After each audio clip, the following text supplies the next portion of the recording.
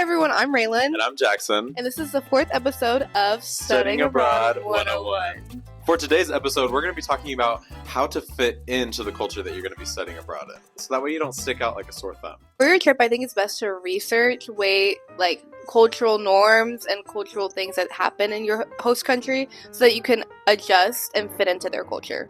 Like here in America, we kind of have like unspoken rules when it comes to just like how we interact with people. Well, there's different kind of unspoken rules for ways of interacting with people in other countries.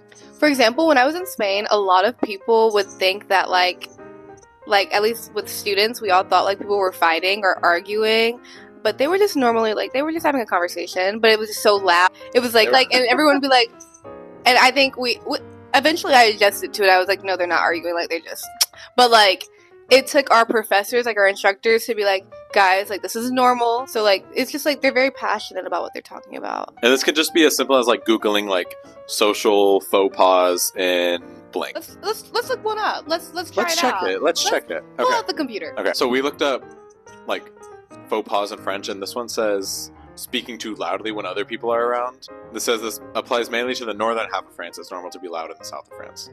So yeah, and I know that's especially hard for us Americans because we are loud. I even our instructors in Graz told us that we all went to a cafe. It was a small group of the students and one of the instructors, and she was like, we're getting weird looks right now because we're being really loud because we're Americans. Don't be going crazy. Another aspect of this is researching the dialect of the place that you're going to be going to. It might be different from the standard language that you learned in school.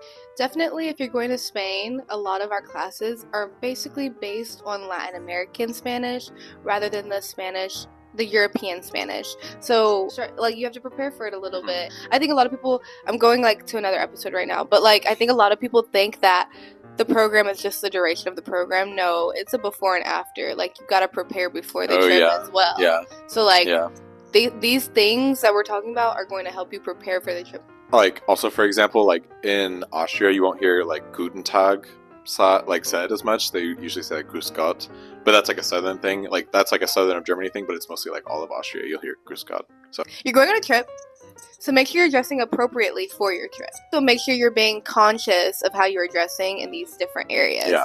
I would definitely look up appropriate dress codes or attire for this country, because some things they'll look at you sideways, you're going out in public like that. And unfortunately, athleisure is a no-go. That's your workout clothes. Yeah, they don't work out of the outside of the house. They don't work out outside of the United States.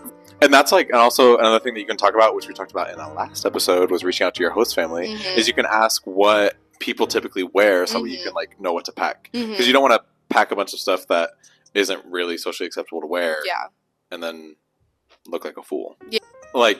Check out the weather, obviously, so you know what to pack, but be prepared for a range, basically, because we were there for 5 weeks. I think for 3 weeks out of the 5, it was kind of not cold, but 60 degrees maybe. Oh, and then there was weeks where it was literally so hot, you couldn't back was literally wet. Yes, I was in class, could not concentrate. Yeah. So the biggest part of fitting in, definitely the clothes on you wear is gonna be a part of it, but the tiny little social rules that are unspoken, I feel that's going to be your biggest point that you want to research. Your biggest giveaway, yeah, for sure. Yeah.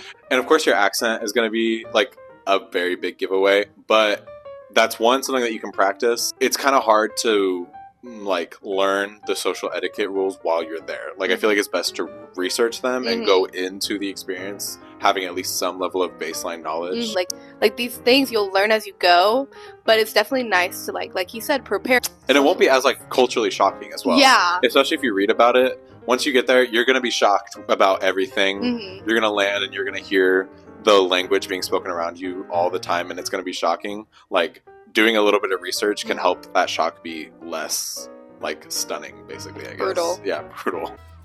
And with that, we're going to end the episode here. Thank you guys, 1, so much for listening, and 2, be sure to comment embarrassing story of when we did IUHBFL, of a dead giveaway, something that we did that we made a mistake with the language and when it was a dead giveaway. But share those stories because they're funny and they're fun to laugh and to look back on. and laugh at. So share those in the comments. And I'll share also put some like other video ideas that you guys want to see. That's What do you guys true. want to know? Yeah. Like, we're here. Like, It could literally we be could the talk about it. smallest thing Yeah. ever, and we'll make a whole in-depth video about it. So Yeah. do not be shy. well, thanks for watching Study Abroad 101. We can't wait to see you guys in the next episode.